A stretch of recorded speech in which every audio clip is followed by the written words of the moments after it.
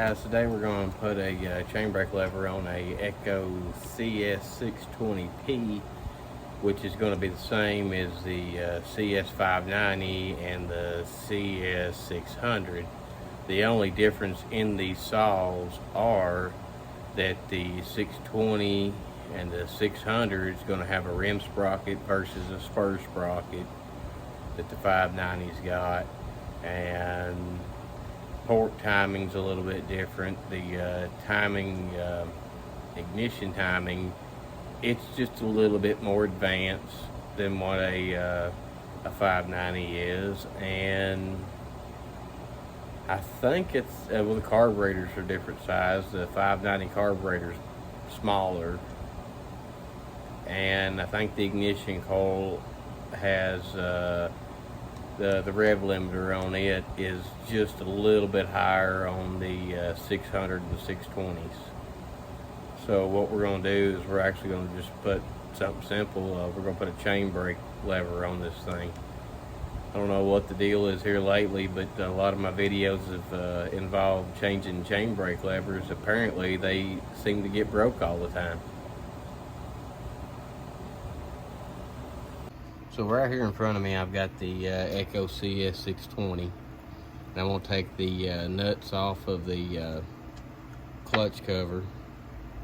And I really think this clutch cover is cast and not plastic. And the 590 is plastic, but I think this one is not. I think it actually is metallic in nature.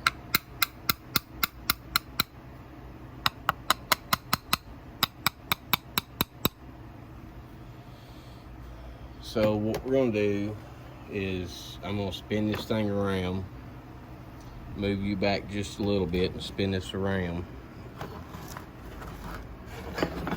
so we can get the other side of the chain brake lever off, which is right here. And it is a T25 Torx, which is the same as about every fastener on a steel. See if I can get you turned where you can see it. Right there. We're going to take it out.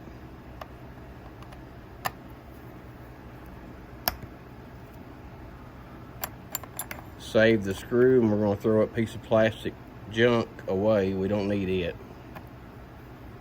See if I can't work you around where I can work with my hands and you can see both.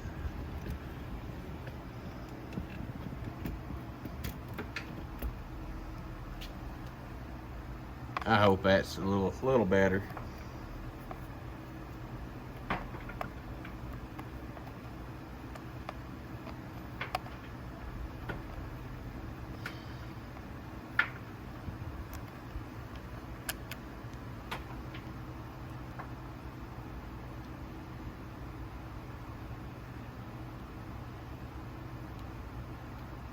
All right.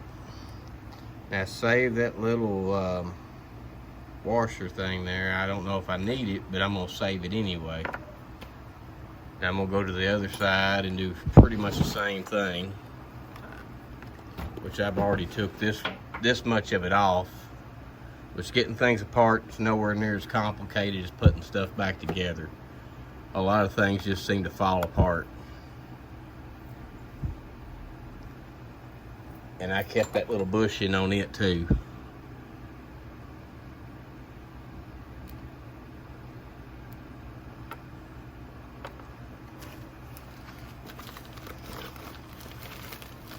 I'm going to open up my package that I've got here.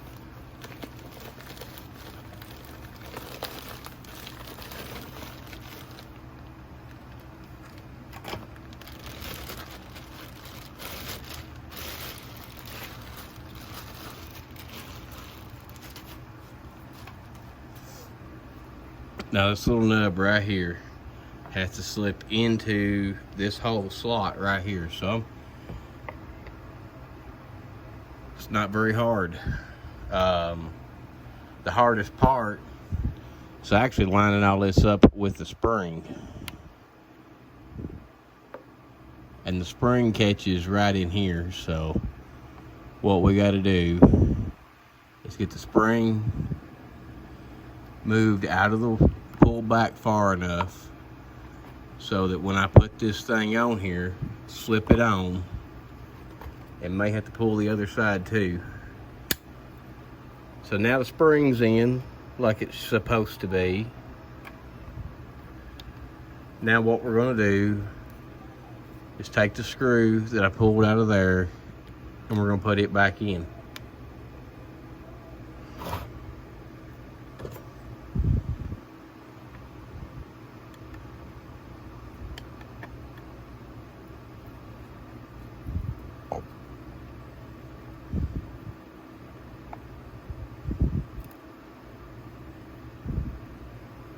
Then we're going to come to the other side and do the same thing. Just pick it up, rotate it. I'm going to come over here. I'm going to drop that right down on top of the starter cover. And it may not be on the starter cover, but I think it is.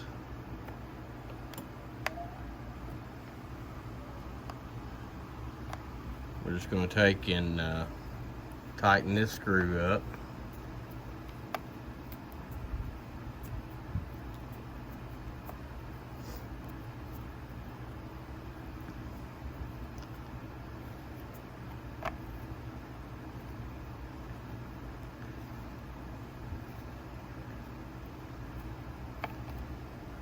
And there, we're tight.